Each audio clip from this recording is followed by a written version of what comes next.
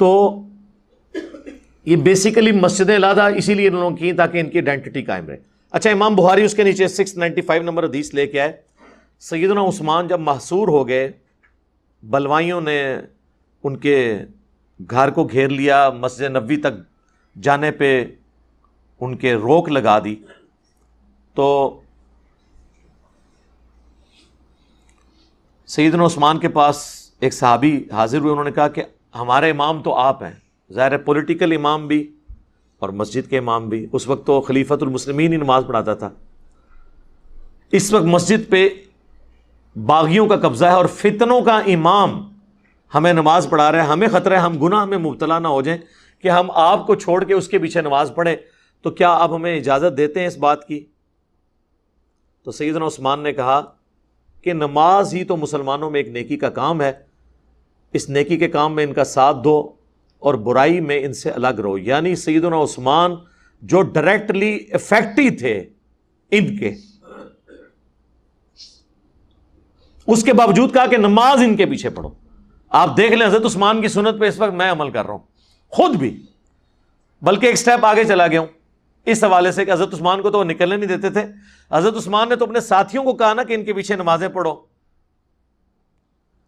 اور میں تو خود ان کے پیچھے جا کے نمازیں پڑھتا ہوں جو میرے خلاف جمعے پڑھا کے مجھے مرتد، ملحد، پتہ نہیں کیا کیا لفظ نہیں بول دیتے. تو حوصلہ آپ دیکھ لیں. تو ہم اصل میں عثمانی ہم ہیں، ہم ہی صدیقی ہیں، ہم ہی فاروقی ہیں، ہم ہی عثمانی ہیں اور ہم ہی علوی ہیں الحمدللہ، اور ہم بھی محمدی ہیں صلی اللہ علیہ وآلہ وسلم.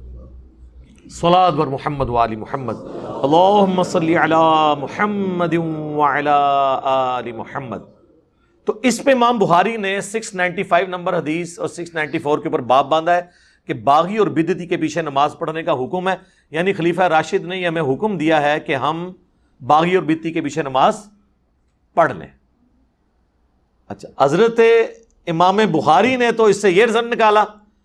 اب اس کے بعد آگے کوئی مولانا صاحب یہ فتویٰ دیتے ہیں کہ جی فلانے کے پیچھے نماز ہوتی ہے کہ نہیں، تو پہلے یہ طے کرو کہ کیا ان کا جرم حضرت عثمان غنی کو شہید کرنے سے بڑا ہے؟ ان کی گمراہی حضرت عثمان کے جو مخالفین نے جس لیول پہ حضرت عثمان کو ٹریٹ کیا اس سے بڑھ کر ہے؟ کون یہ جرت کرے گا؟ تو مسئلہ بالکل کلیئر ہے. یہاں پہ آپ دیکھ لیں، کہتے ہیں امام کعبہ کے پیچھے نماز نہیں ہوتی. بریلوی یعنی ان کی ویڈیوز ریکارڈڈ ہے. اہل حدیث کہتے ہیں بریلویوں کے پیچھے نماز نہیں ہوتی. اس طریقے سے ہر فرقہ دوسرے کے بارے میں یہ بات کر رہا ہوتا ہے. صرف شیعہ کے اندر میں نے ٹالرنس دیکھی ہے، اور وہ بھی اس لیے کہ ان کی ایک سمجھ لیں اپنی فقہ کے اندر یہ چیز موجود ہے، اس کی وجہ سے وہ اس کو فالو کر رہے ہیں کہ وہ سب کے پیچھے نماز پڑھ لیتے ہیں. امام کعبہ کے پیچھے آپ کو بریلوی نماز پڑھتے ہوئے کم نظر آئیں گے. اہل تشیع سب کے سب امام کعبہ کے پیچھے نماز پڑھتے ہیں. وہ کہتے ہیں ہو جاتی ہے نماز. نمازیں الگ نہیں کرنی. نمازیں اس لیے الگ کی گئیں کہ اس کے پیچھے مینٹالٹی سمجھیں. یہ ایک دوسرے کو کافر کیوں کہا گیا؟ تاکہ ہمارا بندہ دوسرے کی مسجد میں نہ جائے، تاکہ ہمارا چندہ دوسرے مسجد میں نہ جائے. ہاں، پیچھے ریزن ہی یہی ہے، واللہ یہی ریزن ہے، ایک ہی ریزن ہے.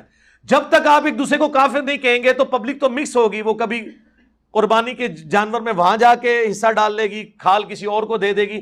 جب آپ کہیں گے یہ ہے ہی کافر ہے، ان کے پیچھے نماز نہیں ہوتی ہے، تو آپ نے جا کے وہاں پہ جب گھسنا ہی نہیں تو چندہ ان کو کہاں سے جا کے دینا ہے؟